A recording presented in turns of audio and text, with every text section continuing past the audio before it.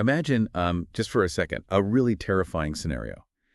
Your partner, someone you built your entire life around, just suddenly falls critically ill. Oh man, that is the absolute worst fear. It really is. And they need emergency double heart surgery. So over the next few weeks, you're thrust into this absolute whirlwind. It involves over 80 different doctors and nurses. Wow, 80. Yeah, 80. The journey spans 3 different hospitals, stretching across hundreds of kilometers of highway.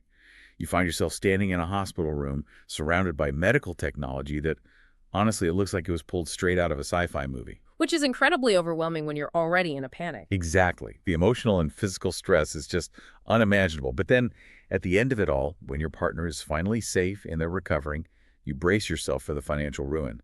You wait for the final bill for this massive life-saving operation, and that bill comes out to exactly $0. It sounds like, I don't know, a utopian thought experiment, but this is a completely real, documented experience.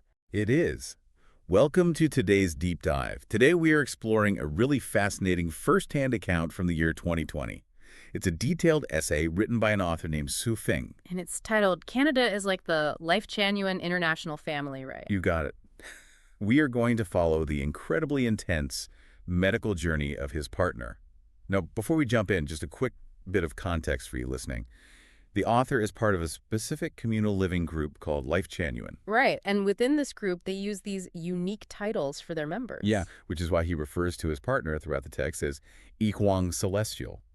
And what starts as this absolute nightmare of a health crisis transforms into this profound, almost philosophical observation of an entire nation's societal structure. It's just a remarkable piece of writing. I mean, it bridges the gap between the micro, like a very personal, terrifying medical emergency, and the macro, which is how a society chooses to structure its safety nets. Right, and more importantly, how experiencing that safety net completely rewires a person's civic loyalty. If you've ever had to navigate like an out-of-network insurance claim while someone you love was sitting in the ER, you know the exact kind of terror Zhu Feng was bracing Ooh, for. absolutely. It's a nightmare.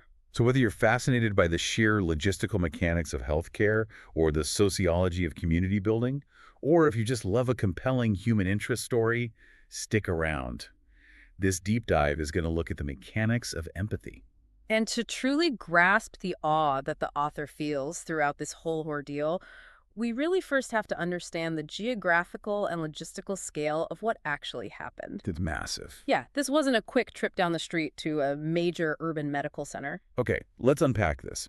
Because I like to think of this journey as a flawlessly executed high-stakes Olympic relay race, but played out across the entire province of British Columbia. That's a really good way to describe it. The timeline here is intense. It starts on the morning of August 5th, 2020. Xu Feng makes a 911 call from their community in Lackahache, British Columbia. And for anyone who hasn't driven through the interior of British Columbia, it is vast. I mean, it is mountainous and it's very rural. Super rural. Yeah. But within 30 minutes, an ambulance arrives. They quickly assess Yi Huang, put her on a stretcher, and rush her to the local hospital in a town called 100 Mile House. That's about 30 kilometers away. But, you know, the situation is severe enough that a small local hospital simply doesn't have the specialized equipment or the staff to handle it. Right. They just aren't equipped for it. Exactly. So by 1:00 a.m. that very night, they realize they need to escalate. So they initiate a transfer to the intensive care unit at Royal Inland Hospital in Kamloops. Which is over 200 kilometers away in the middle of the night. Yeah, and the journey doesn't stop there. After a few days of 24-hour care, endless 5Vs, and full-scale examinations in Kamloops, the medical team determines she needs highly specialized cardiovascular surgery. So they have to move her again. Right. She is transferred again, this time to a hospital in Kelowna, which is another 200 kilometers away. She undergoes an initial procedure there, gets sent back to Kamloops to recover, and then is transported back to Kelowna again on August 16th for the main event, a highly complex double heart surgery on the 17th. The sheer coordination required for that is just staggering to me. Yeah. Zhu Feng actually sat down and did the math on this. Oh, he did? Yeah. He calculated that excluding the laboratory staff running the blood work behind the scenes, there were over 80 doctors and nurses directly involved in Huang's care across these 3 facilities. That's incredible. And she eventually makes it back home, safe and recovering, on August 22nd. But here's what I want to figure out.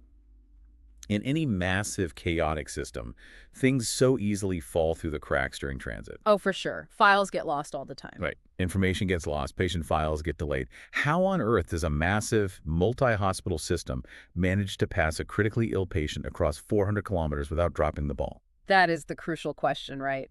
And it comes down to a blend of centralized infrastructure and what we can really only describe as extreme systemic empathy. Systemic empathy. I like that. Yeah. On a mechanical level, systems like the British Columbia Emergency Health Services, they operate a lot like centralized air traffic control, but for critical care. Okay, that makes sense. So when a patient is moved from a rural clinic to a major trauma center, their electronic health records, their real-time vitals, their imaging, it's all entirely integrated. The receiving hospital in Kelowna already has her scans pulled up before the ambulance even leaves Kamloops. So the technology basically creates a seamless track for the patient to travel on. Yes, but what's fascinating here is that the technology is really only half the equation. The author details these incredibly moving human touches that act as the glue between these facilities. Like what? Well, for instance, a doctor from the very first rural hospital in a 100-mile house actually drove for more than 3 hours to the Kamloops hospital just to accompany Hasha. Wait, a 3-hour personal drive just to be there for the clinical handover? Yeah. That is not standard operating procedure in most places. I mean, doctors are so busy. Exactly. But he left his personal phone number with the author, offering to be contacted at any time. Wow. Or consider the transfer to Kelowna. Queefeng was driving his own car, trailing behind the ambulance.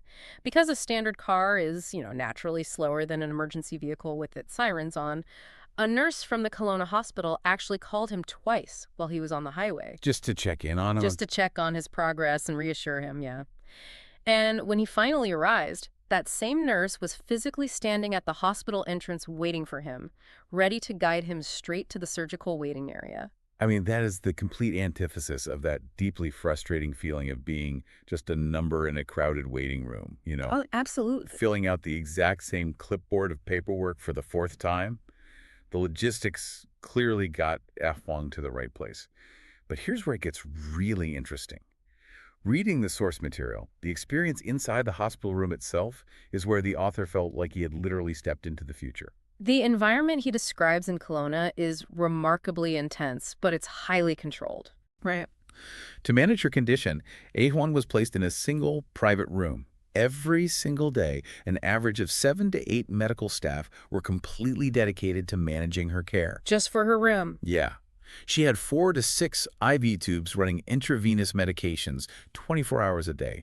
They were doing daily comprehensive labs. They were running real-time internal videos where you could clearly see the heart working, alongside advanced imaging of her sternum. And this is where we get into the friction of a medical crisis. Think about how terrifying a language barrier can be in an emergency room. Oh, it's perilous. It really is. You're vulnerable, your partner is fighting for their life, and you cannot understand what the person holding the syringe is saying to you. Just a profound loss of agency. Yeah. But Shifeng describes a piece of technology that completely dismantles that barrier. He calls the hospital bed a cartoon transformer. I love that description. The medical tech in that room was actively removing the friction of communication. It wasn't just a bed that adjusts up and down or has a built-in scale, though. I mean, it did all that. Right. It featured an integrated translation system. Right. The nurse would speak in English, and the system would instantly translate it into Mandarin Chinese. When Su Feng, or his partner, spoke in Mandarin, it translated it back into English. That's huge. And it wasn't just text on a screen either. It was providing audio translation in real time.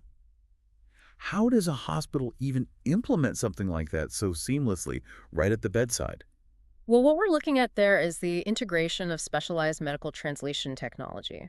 Hospitals often utilize these dedicated teleinterpreter tablets linked directly to the room's communication grid. Okay. Or increasingly, they use advanced AI audio interfaces that are designed specifically for medical terminology. The mechanism here is what's vital. When a hospital invests in real-time translation tech at the bedside, they aren't just buying a cool gadget. Right, it's not a toy. Exactly. They are structurally recognizing that accurate communication is literally a matter of life and death. A patient cannot consent to or understand their care if they're separated by a language wall. It restores their agency. And that technology is operating within this hyper-regulated, almost sensory-deprived space. Schuffing was just struck by how pristine the environment was. Yeah, he mentioned that a lot. Every time staff entered, they put on fresh sanitary gear, and the moment they left, they discarded their clothes and gloves into a bin. The hospital was completely quiet. Which is rare for a hospital. Right. There were no medicinal smells, no sharp alcohol odors, no random visitors wandering the halls, no relatives forced to camp out in the room just to make sure the patient was actually being fed. And he specifically mentions the food, too. Yes. These customized meals prepared by chefs based on her strict post-operative cardiovascular needs. It came complete with a printed ticket showing her name, the exact time, and a complete nutritional breakdown. But, the tech and the sterile environment alone could easily feel cold, right? Like a highly efficient factory. But that isn't his takeaway at all. No, not at all. And this is the crucial intersection. The high-tech environment provides the precision, but the human element provides the dignity. Right. While the disposable gear, the daily EKGs, and that translation tech are all incredible, what truly moved the author was the human delivery system. The way they treated them. Exactly. He specifically notes the gentle, warm tones of the chefs, the nurses, and the doctors. The technology facilitates the efficiency of the care, sure, but it is the human empathy that actually makes the patient feel safe. Okay, so you have a single private room dedicated to one patient, staffed by 8 highly trained professionals, utilizing real-time audio translation tech across a 400-kilometer multi-hospital network. It's a lot. It's massive. In almost any global healthcare market, that level of bespoke, high-touch, hyper-advanced care is a luxury commodity restricted to the ultra-wealthy. Yeah, typically it is. So what does this all mean? We have to ask, what on earth does this cost? Well, based on conversations with knowledgeable locals and just looking at the sheer scale of the intervention, Right. Su Feng estimated that the cost of this care, the double heart surgery, the private ICU rooms, the 80 staff members, the multiple long-distance ambulance rides, all of it would have been at least 660,000 Canadian dollars. Wow. Yeah, that's over 3 million RMB. See, the immediate cynic in me looks at a $660,000 price tag and just assumes the hospital is going to aggressively try to recoup those costs somehow. Oh, of course. That's what we're used to. If not upfront, then through hidden fees, out-of-network charges, or just a massive life-ruining debt collection process later on. So what was the final bill? The final bill to the author was absolutely nothing. Unbelievable. Not a single penny for the surgery, the room, or the multiple ambulance rides. He states it so bluntly in the essay, too. He says that without this Canadian medical technology, his partner's life would have ended. And without the medical insurance system, he would be completely bankrupt and literally living on the streets. But, the relief of not being bankrupt is really only half of his revelation. What's the other half? The other half, and perhaps the more profound societal observation, is his absolute shock at the radical equality of the system itself. Oh, right. He writes about how it fundamentally does not matter if you are a wealthy millionaire, a city mayor, a minimum wage worker, or a homeless person. Once you are in that hospital system, you get the exact same treatment. He explicitly mentions that there are no special favors for the rich. You don't need to know someone on the hospital board to get a bed. You don't need to find a back door. Exactly. And crucially, he mentions that no one accepts red packets. The red packets. Yeah, and for anyone who might not be familiar with that term, in several medical systems around the world, a red packet is a cash envelope. It's essentially an under-the-table bribe or a tip given directly to doctors to ensure you get competent care or to skip a massive waiting list. It basically turns healthcare into a free market of access. Exactly. And in the system he experienced, that concept just doesn't exist. Mm-hmm. The severity of the illness dictates the speed and quality of care, not the size of the patient's wallet. Which is a huge paradigm shift for him. I hear that, but, human nature is human nature. It's hard to believe that in a massive bureaucratic system governed by human beings, someone with immense wealth or political power couldn't pull strings to jump the line. Sure. Is Schweffing just wearing rose-colored glasses because he survived the ordeal? Is he describing a utopian ideal rather than reality? It's a fair pushback, for sure. He is certainly writing from the perspective of profound relief and gratitude. However, what he is observing is the structural design of a single-payer universal healthcare system operating under critical pressure. The structure itself prevents it. Exactly. The funding mechanism is entirely different. In systems where hospitals operate as for-profit entities, the hospital must recoup the $660,000 directly from the consumer or their private insurer, right? Right. And that creates a massive incentive for VIP treatment. But in a universal, single-payer model, the risk is distributed across the entire tax-paying population. The hospital doesn't need to extract money from Su Feng at the bedside because the society has already pooled its resources to fund the infrastructure. That makes a lot of sense. Yeah, so the elimination of red packets isn't just because the doctors are, like, morally superior. It's because the system's economics don't require or even allow for individual financial leverage at the point of care. It's basically a massive society-wide insurance pool. It's like a decentralized GoFundMe, where the funds are pre-collected over decades through taxes. Exactly. It entirely removes the panic of sourcing capital at the exact moment of a life-or-death crisis. Precisely. And that realization is exactly what bridges the gap from the hospital room to the rest of the country for the author.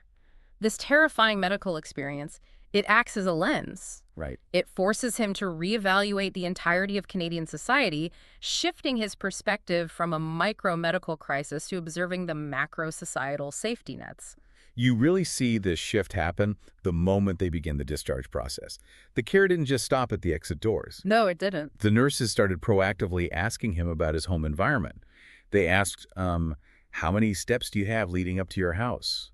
Do you have a specialized stool for the shower so Huang can bathe safely while her sternum heals? Right. And when he says no, he doesn't have a shower stool, the hospital doesn't just hand him a glossy pamphlet and wish him luck navigating a medical supply store. No. They instantly coordinate with the Red Cross in his local area. By the time he drives his partner home to their community, the Red Cross already has his file, and the free shower stool is waiting for him. Which is amazing. The mechanism there is fascinating. It shows an integrated discharge planning software that links hospital social workers directly to community NGOs. It is totally seamless. And from that moment on, Shu Feng starts looking deeply at the broader national safety net.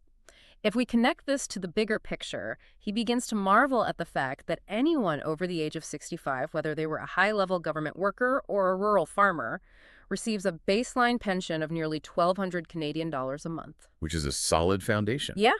He notes that if a citizen needs long-term home care, the government provides a caretaker.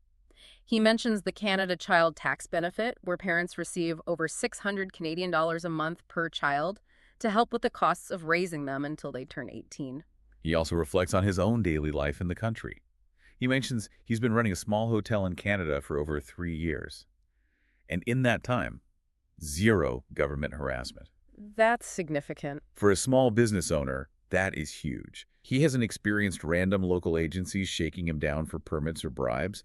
He says he hasn't experienced a single ounce of racial discrimination. Right. He's never had to pay a highway toll.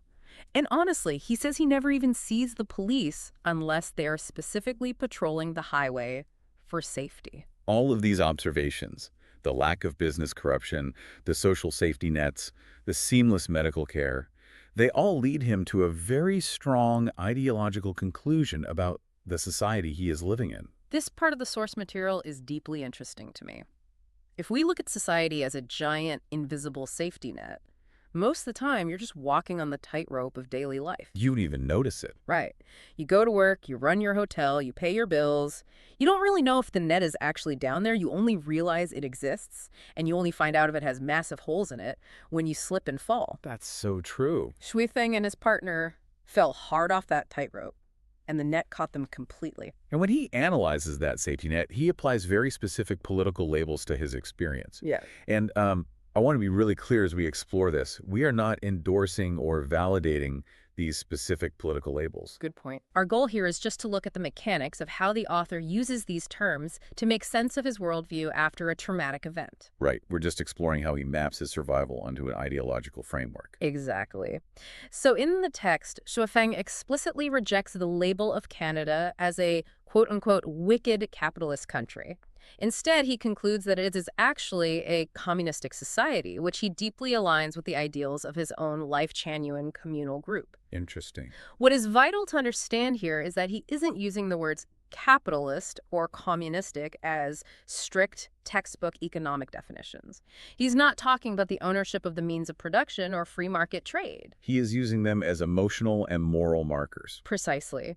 In his personal framing, the term wicked capitalist represents raw exploitation. It represents a system where human life is entirely commodified, where if you can't pay the $660,000, you simply die or you're ruined forever. It's transactional. Right. Conversely, his use of the term communistic represents deep community care. It represents radical equality, a lack of corruption, and a societal guarantee that the strong and healthy will protect the weak and sick.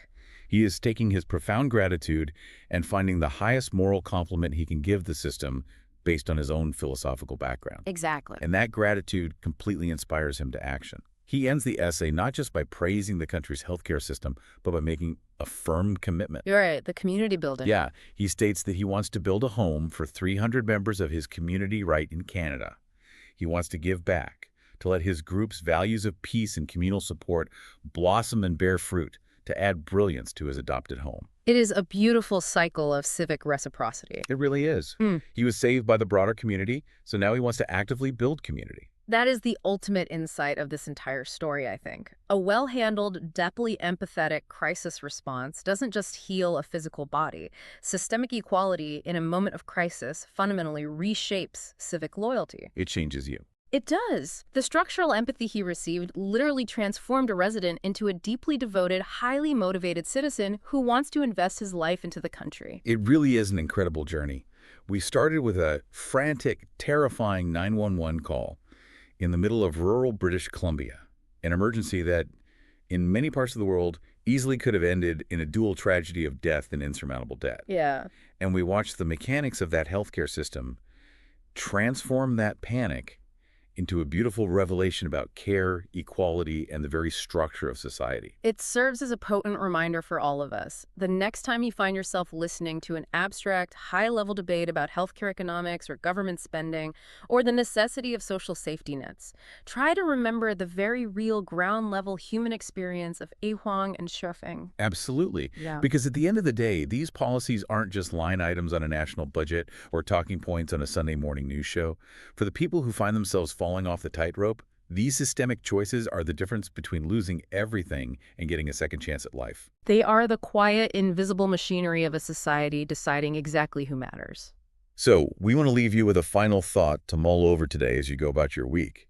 Think about your own town, your own city, your own country's infrastructure. Yeah, take a hard look at it. If a society's true character is revealed not by its wealth, but by how it treats its most vulnerable citizens in a moment of absolute terrifying crisis, how would your community measure up if those invisible safety nets were suddenly put to the ultimate test tomorrow?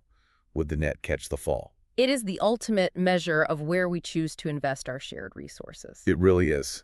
And maybe it's worth asking if we could all strive to build a system where the bill for an engineering marvel of a double heart surgery, a surgery that saves the person you love most in the entire world, comes out to exactly $0. Something to think about. Thanks for diving deep with us today. We'll catch you on the next one.